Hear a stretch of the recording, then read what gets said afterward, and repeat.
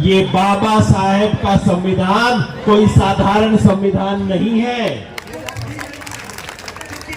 ये हमारे देश की पिछले 5000 साल की जो सभ्यता है, उसमें जो जो काम की बात थी उसको उठा लिया गया है, और जो जो कूड़ेदान में डालने की चीज थी उसको कूड़ेदान में डालने के बाद ये संविधान बना है। जब जब रिपब्लिक पे खतरा होता है, संसद काम नहीं आती, कोर्ट कचहरी भी काम नहीं आते, कौन बचाएगा रिपब्लिक को?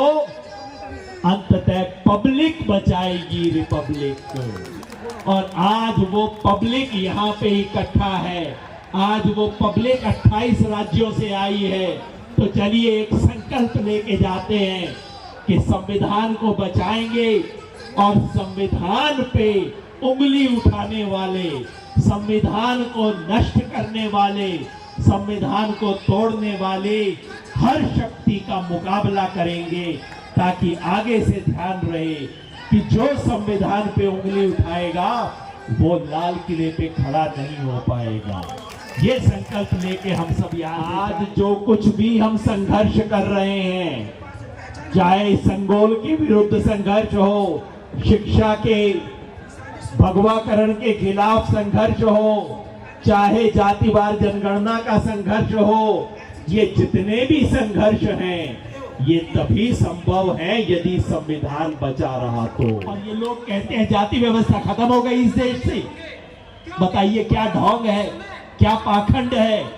मैं चाहता हूं जिस तरह से बिहार की सच्चाई देश के सामने आई है, उसी तरह से इस पूरे देश का कच्चा चिट्ठा सारे देश के सामने पेश होना चाहिए, ताकि हर व्यक्ति को पता लग सके कि सच्चाई क्या है इस देश की, किसके पास कितनी डिग्री है, किसके पास कितनी सरकारी नौकरी है, किसके पास प्राइवेट नौकरी है, किसके पास कार है, किसके पास एयर कंडीशन है।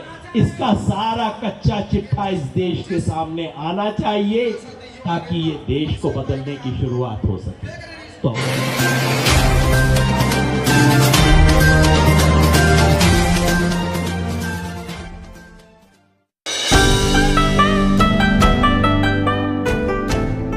कोने कोने से आए, देश के 28 राज्यों से आए, इस संविधान दिवस पर संविधान और संविधान को स्थापित करने की प्रतिज्ञा लेकर आए, मंच पर बैठे और यहाँ उपस्थित मेरे सभी साथियों, मिलकर कहिए जय भीम, जय भीम।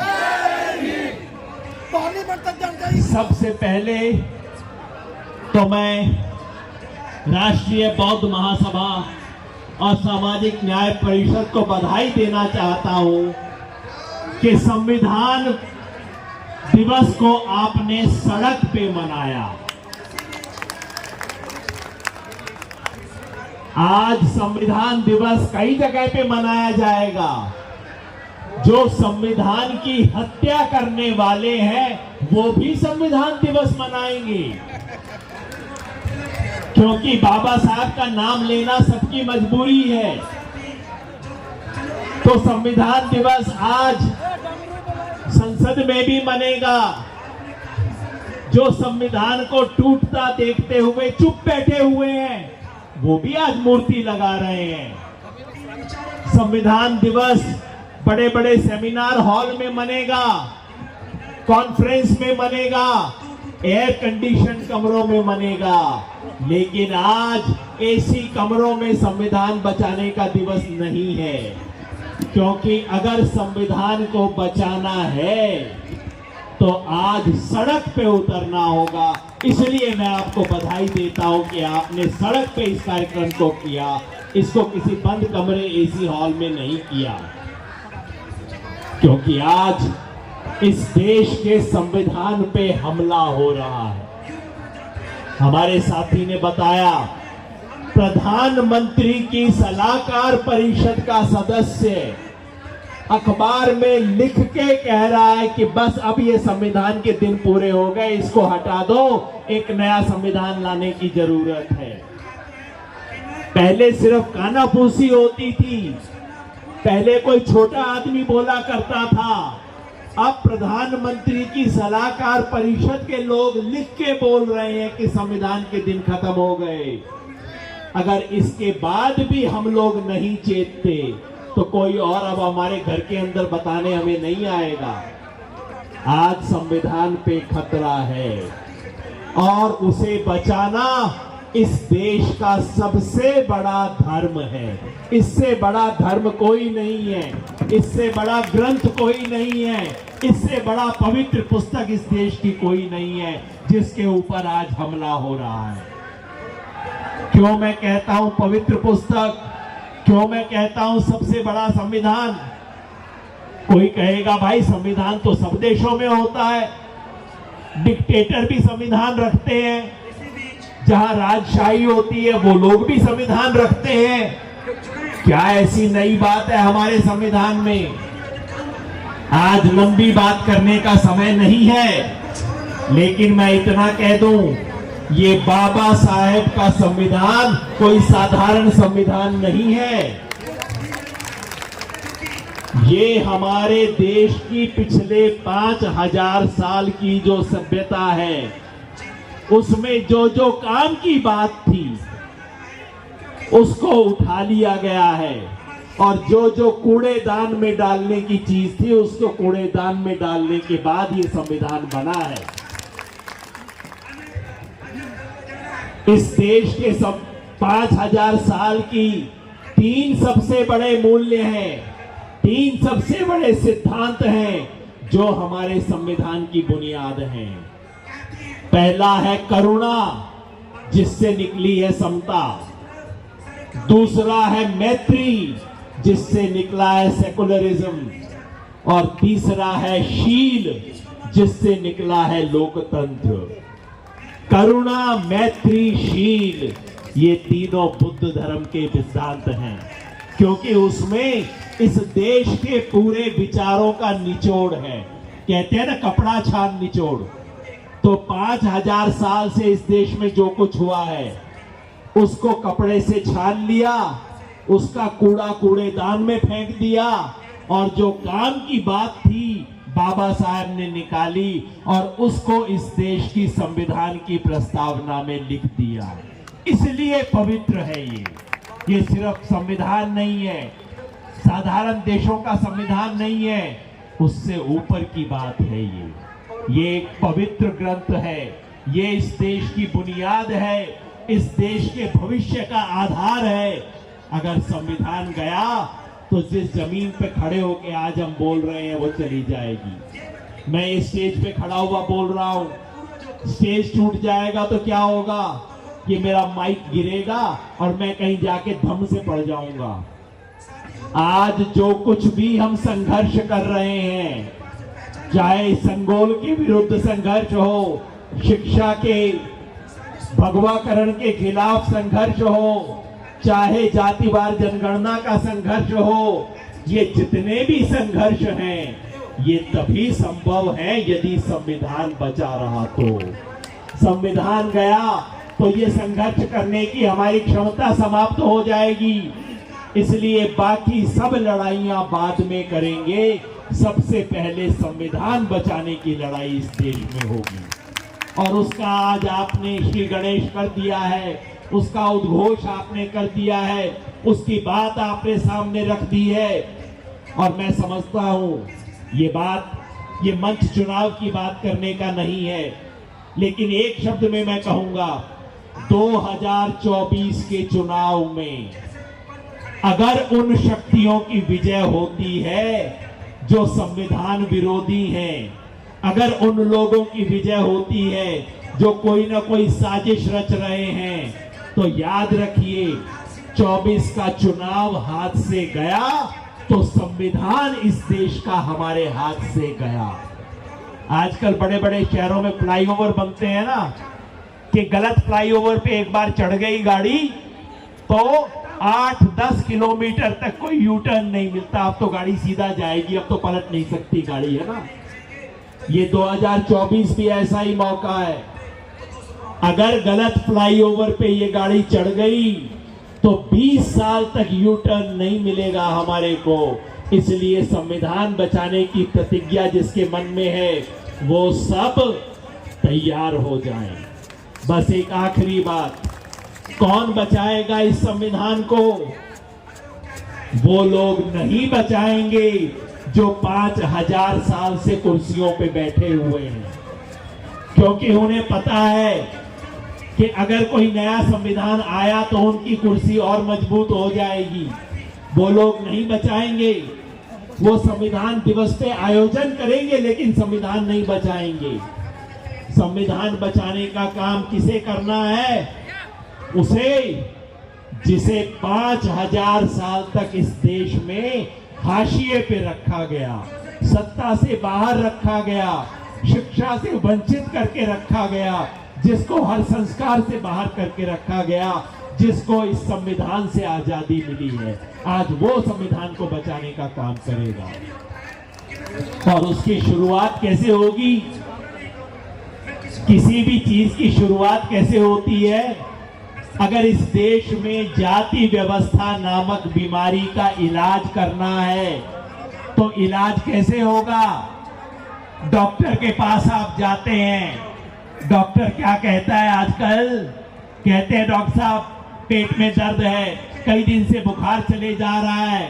डॉक्टर कहता है जाके टेस्ट करवा लो, जाके अपने पेट का एक्सरे करवा लो, आप उसका जो कुछ करवाना है MRI करवा लो, कहता है ना डॉक्टर। तो इस देश की जाति व्यवस्था नामक बीमारी को अगर ठीक करना है तो उसका पहला कदम होगा जातिवार जनगणना। जातिवार जनगणना का मतलब सिर्फ ये नहीं है कि किस जाति की आबादी कितनी होगी, वो हमें पता है, वो पता लग जाएगा, वो कोई बड़ी बात नहीं है। किस जाति की आबादी कितनी है ये संख्या का अनुमान लगाना जातिवार जनगणना का सबसे महत्वपूर्ण काम नहीं है। सबसे महत्वपूर्ण काम ये है कि ये बताएगी कि किस जाति में कितने शिक्षित लोग हैं, किस जाति में कितने अमीर हैं, कितने गरीब हैं, कितने ग्रेजुएट हैं, कितने घर में कार है, कितने घर में सरकारी नौकरी है, कितने घर में प्राइवेट नौकरी है। इसका हिसाब किताब देगी जातिवार जनगणना, पूरा एक्सरे और MRI करके देगी आपको इस देश का। तो अगर इस देश का इलाज करना है और अगर संविधान बचाना है, ये दोनों संघर्ष आज जुड़ गए हैं, क्योंकि इस देश को बचाने का काम वही करेंगे जो इस देश की सबसे बड़ी बीमारी का इलाज करना चाहते हैं और जो संविधान को उस इलाज के लिए अपनी बुक ऑफ मेडिसिन की तरह इस्तेमाल करना चाहते हैं। वही लोग आज इस देश के संविधान को बचाएंगे। इसलिए सबसे पहले जातिवार जनगणना। और आपने देखा होगा जातिवार जनगणना की बात होते ही कितना हड़कंप मच गया इस देश के अंदर। भाई मैं पूछता हूं, मेरे को कहीं हाथ में चोट लग गई, मुझे लगता है 3 दिन से दर्द हो रहा है, तो मैं कहां जाता हूं? अस्पताल जाता हूं एक्सरे करवाने के लिए। लेकिन मेरा एक दोस्त मेरे पास आता है, कहता है भाई एक्सरे मत करवा लियो। मैं कहता हूं भाई दर्द हो रहा है, 3 दिन से तकलीफ है, एक्सरे करवा के देख लेते हैं कहीं फ्रैक्चर तो नहीं है। तो 3 और लोग आ जाते हैं, कहते हैं ना ना ना ना एक्सरे मत करवा लेना तुम। फिर मैं आगे बढ़ता हूं तो वो मेरे सामने खड़े हो जाते हैं, कहते हैं एक्सरे नहीं होने देंगे और कुछ भी हो जाए। अब समझ लो वो आपके दोस्त हैं कि आपके दुश्मन हैं, जो कह रहे हैं कुछ भी हो जाए एक्सरे नहीं होने देंगे। इसका मतलब उन्हें पता है एक्सरे में क्या निकलेगा, और वो नहीं चाहते कि मुझे पता लग जाए, वो नहीं चाहते कि डॉक्टर को पता लग जाए, वो नहीं चाहते कि इस बीमारी का इलाज हो जाए। इसलिए जातिवार जनगणना हो, इस देश की ऊंच नीच की सच्चाई सबके सामने आए, जैसे बिहार में आ गई है। एक बात बिहार में बता दूं आपको, क्योंकि टीवी वालों ने तो ये भी नहीं बताया है कि बिहार की जनगणना से क्या निकला है। बिहार में जनगणना में पता लगा है कौन सी जाति की कितनी शिक्षा है। अगड़े समाज में एक जाति है जिसका नाम है कायस्थ, आप सब जानते होंगे। पुराने समय से उनको शिक्षा मिली है। 10,000 लोगों में से कायस्थ समाज के 1080 लोगों के पास एमएससी की डिग्री है, या एमबीबीएस की डिग्री है, या एलएलबी की डिग्री है, या इंजीनियरिंग की डिग्री है, या चार्टेड अकाउंटेंट की डिग्री है। कितनी? 10,000 में से 1080 लोगों के पास। और बिहार में एक और जाति है जिसको बोलते हैं मुसहर। दलित समाज की सबसे दलित जाति है मुसहर। वहां कितने बच्चों के पास एमएससी की डिग्री है, एलएलबी की डिग्री है, इंजीनियरिंग डॉक्टरी की डिग्री है? 10,000 में से एक के पास है। वहां इधर 10,000 में से एक, उधर 10,000 में से 1080। और ये लोग कहते हैं जाति व्यवस्था खत्म हो गई इस देश से। बताइए क्या ढोंग है, क्या पाखंड है। मैं चाहता हूं जिस तरह से बिहार की सच्चाई देश के सामने आई है, उसी तरह से इस पूरे देश का कच्चा चिट्ठा सारे देश के सामने पेश होना चाहिए, ताकि हर व्यक्ति को पता लग सके कि सच्चाई क्या है इस देश की, किसके पास कितनी डिग्री है, किसके पास कितनी सरकारी नौकरी है, किसके पास प्राइवेट नौकरी है, किसके पास कार है, किसके पास एयर कंडीशन है। इसका सारा कच्चा चिट्ठा इस देश के सामने आना चाहिए, ताकि ये देश को बदलने की शुरुआत हो सके। तो और मैं बात नहीं कहूंगा, एक बार फिर आपको धन्यवाद दूंगा। देखिए, आज हमारे रिपब्लिक पे खतरा है। आज खतरा केवल लोकतंत्र पे नहीं है, गणतंत्र पे खतरा है, रिपब्लिक पे खतरा है। और दुनिया का इतिहास बताता है कि जब जब रिपब्लिक पे खतरा होता है, ऐसे में संसद कोई काम नहीं आती, क्योंकि संसद में ही तो खतरा शुरू होता है। वो तो डॉक्टर नहीं, वो तो बीमारी की तो जड़ वहां पे है। और अफसोस, जब जब रिपब्लिक पे खतरा होता है, तब न्यायपालिका भी बहुत काम नहीं आती। बहुत अच्छा है आज सुप्रीम कोर्ट में बाबा साहब की मूर्ति लगाई है उन्होंने, लेकिन उस मूर्ति से क्या सीखेंगे मुझे पता नहीं। जब जब रिपब्लिक पे खतरा होता है, संसद काम नहीं आती, कोर्ट कचहरी भी काम नहीं आते। कौन बचाएगा रिपब्लिक को? अंततः पब्लिक बचाएगी रिपब्लिक को। और आज वो पब्लिक यहाँ पे इकट्ठा है, आज वो पब्लिक 28 राज्यों से आई है। तो चलिए एक संकल्प लेके जाते हैं कि संविधान को बचाएंगे, और संविधान पे उंगली उठाने वाले, संविधान को नष्ट करने वाले, संविधान को तोड़ने वाले हर शक्ति का मुकाबला करेंगे, ताकि आगे से ध्यान रहे कि जो संविधान पे उंगली उठाएगा वो लाल किले पे खड़ा नहीं हो पाएगा। ये संकल्प लेके हम सब यहाँ से जाएं।